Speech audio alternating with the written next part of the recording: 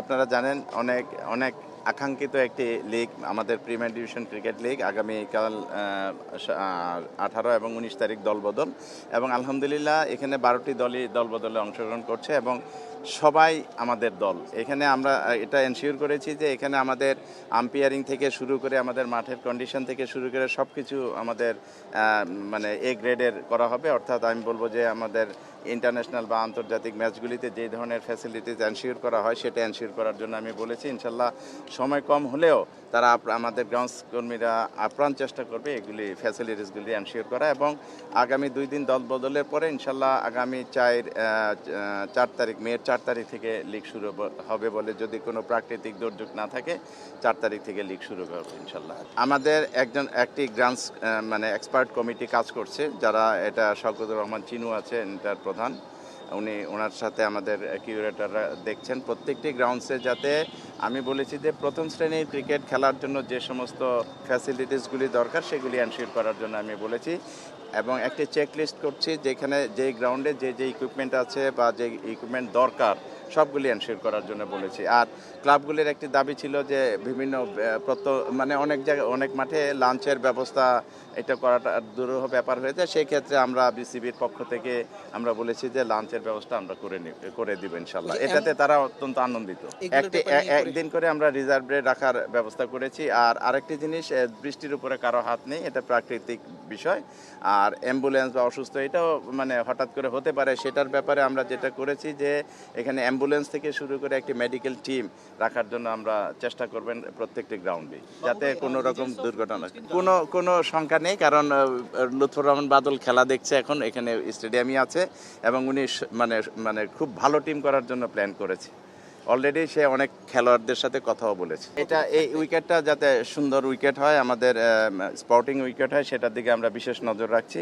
আপনারা জানেন বৃষ্টির কারণে অনেক ব্যাঘাত ঘটবে, তারপরে ইনশাল্লাহ আমরা চেষ্টা করব, কারণ আমাদের গ্রাউন্ডসে কিন্তু অনেক এক্সপার্ট আছে যারা অনেক আগে থেকে কাজ করছে, 2000 সাল বা তারও আগের থেকে কাজ করছে।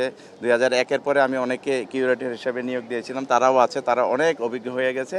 আলহামদুলিল্লাহ আমরা চেষ্টা করব, আমাদের বাংলাদেশের ক্রিকেটটা তো আর এখন ওই আগের মতো নেই, আমরা চেষ্টা করব, আপ্রাণ চেষ্টা করব যাতে ভালো উইকেটে খেলা হয়, যাতে খেলোয়াড়রা এখন তো এটা বলা যাবে, আগামী 2 দিনে আপনি এটা জানতে পারবেন যে আসলে সর্বমোট কতজন খেলোয়াড়। ঠিক আছে, ইনশাল্লাহ। আমি এখনো শিওর না, আমার মনে হয় এখনো হয়নি, আমার ধারণা এখনো হয়নি, হলে আমি জানতাম। ঠিক আছে, ডেফিনেটলি অনেক সুন্দর উইকেট। ডেফিনেটলি আমাদের ছেলেরা যদি উইকেটে শুধু থাকতে পারে 50 ওভার অনায়াসে জয়লাভ করবে। আর উইকেট থ্রো করে আসলে তো এটা কিছু করার নেই, তবে উইকেটে থাকতে পারলে এটা ইজি উইকেট, অনেক সুন্দর উইকেট। আমি অ্যাবসলিউটলি বলতে পারি যে ওকে যখন এর আগে যখন ওই বিগত বোর্ডের তারা যখন ওকে মানে বিদায় করে দিয়েছিল, তখন সর্বপ্রথম কিন্তু আমি তীব্র প্রতিবাদ জানিয়েছিলাম।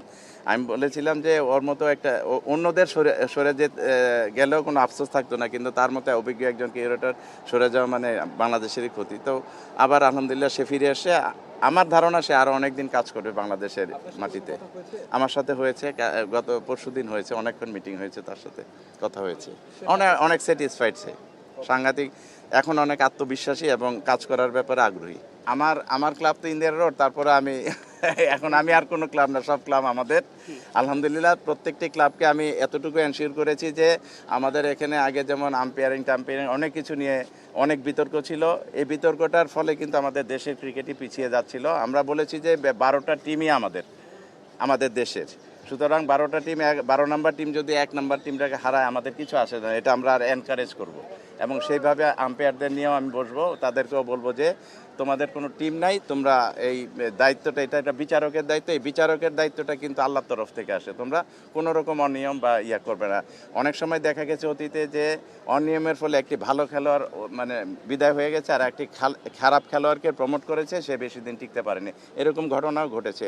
তো আমরা যদি দেশের ক্রিকেটের ভালো চাই, দেশের ভালো চাই, তাহলে আমাদের এগুলি থেকে সরে আসতে হবে এবং আমরা সেটা এনশিওর করবো ইনশাল্লাহ। থ্যাংক ইউ, সবাইকে ধন্যবাদ।